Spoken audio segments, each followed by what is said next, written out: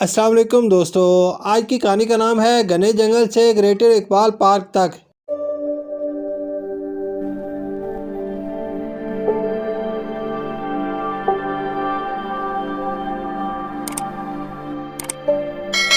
پیارے بچوں، آئیے آپ کو گریٹر اقبال پارک کی کہانی سناتے ہیں۔ پرانے وقتوں کی بات ہے کہ دریائے راوی بادشاہی مصر اور قلعہ اکبری کی شمالی دیواروں کے قریب سے گزرا کرتا تھا۔ کئی صدیوں اس جگہ بہنے کے بعد دریا آہستہ آہستہ اپنا رخ تبدیل کرتا ہوا اپنی موجودہ گزرگاہ تک جا پہنچا۔ گویا جس جگہ راوی کی لہریں کبھی ٹھاٹھے مارا کرتی تھی، وہاں ایک وسیع و عریض میدان وجود میں آ گیا۔ وقت کے ساتھ ساتھ یہاں ایک خطرناک گھنا جنگل اگ آیا۔ شالامار باغ سے بادامی باغ تک پھیلا ہوا یہ جنگل اس وقت گنجان تھا کہ یہاں دن کے وقت بھی کوئی شخص گزرتے ہوئے خوف محسوس کرتا تھا۔ سکھوں کا دور آتے آتے یہ جنگل ڈاکوؤں اور لٹیروں کی پناہ گاہ بن گیا تھا۔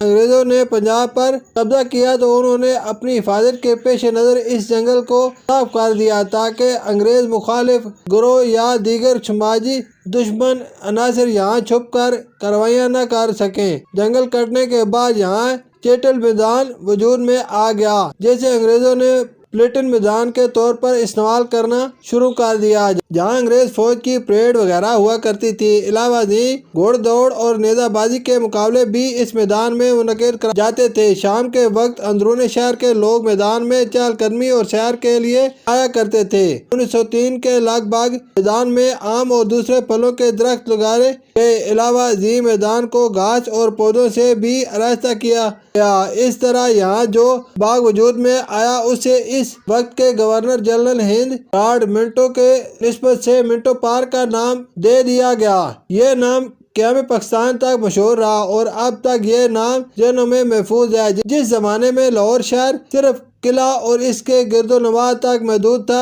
اس وقت منٹو پارک بڑی اہمیت کا حامل تھا۔ شہر کے قریب ترین ہونے کی وجہ سے منٹو پارک عوام میں بے پناہ مقبول تھا۔ اس وقت تک لاہور کے دوسرے پارک اور باغات صرف انگریز حکمرانوں اور امراء کے لیے مخصوص تھے، اسی لیے منٹو پارک کی اہمیت زیادہ ہو گئی تھی۔ عام شہریوں کی تفریح عوامی تقریبات کے لیے منٹو پارک کو خصوصی اہمیت حاصل تھی، اس لیے یہ مقام اپنے اندر کئی یادگار داستانیں سمیٹے ہوئے ہے۔ پتہ چلتا ہے کہ شروع ہی سے یہ پارک ادبی محافل، بڑے پہلوانی دنگلوں اور سیاسی اجتماعات کا مرکز رہا۔ بنسبت بسنت پر یہاں پتنگ بازی کے مقابلے ہوئے جن میں ہر مذہب کے لوگ ذوق شوق سے حصہ لیتے تھے۔